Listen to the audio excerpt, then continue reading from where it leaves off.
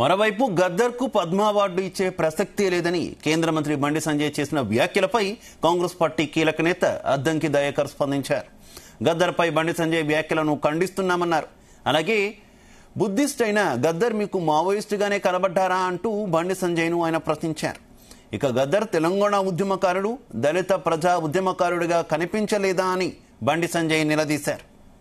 తెలంగాణ ఉద్యమంలో తను పాదయాత్ర చేసినప్పుడు, తెలంగాణ ఉద్యమం కొరకు తన రక్తాన్ని చిందించినప్పుడు మీకు తెలంగాణ ఉద్యమకారుడు కనిపించలేదా?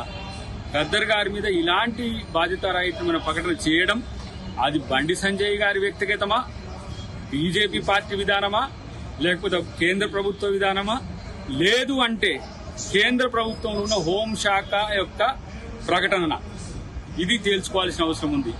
ఆపరేషన్ కగార్లో మీరు కంగారు పడుతూ ఇలా గద్దర్ గారి మీద చేసిన స్టేట్మెంట్స్ కు డెఫినెట్ గా మూల్యం చెల్లించుకుంటారు. ఇప్పుడు రాష్ట్ర ప్రభుత్వం మేము అధికారికంగా ఆయన యొక్క జయంతిని 31 తారీఖున చేస్తున్నాం. ప్రభుత్వమే నేరుగా చేస్తున్నది. ప్రభుత్వం సరైన వ్యక్తులను ఇవ్వలేదు అని చెప్పి, ఎలిజిబిలిటీ ఉన్న వాళ్ళని ఇవ్వలేదని చెప్పి మాట్లాడడం అనేది సిగ్గుచేటు. ఇలా మీరు మరి చుక్కరామయ్య గారికి ఎందుకు ఇవ్వలేకపోయినారు, అందశ్రీ గారికి ఎందుకు ఇవ్వలేకపోయినారు? ఇలా ఎంతో మంది మేధావుల నుంచి ఇక్కడి నుంచి కేంద్ర రాష్ట్ర ప్రభుత్వానికి పంపించినప్పుడు ఎందుకు మీరు పనిచేయలేకపోయినరు? అది చేయకపోగా ఇలాంటి వేస్ట్ కామెంట్స్ చేయడం వల్ల మీ పార్టీని చెత్తబుట్టలు వేస్తే రేపు భవిష్యత్తులో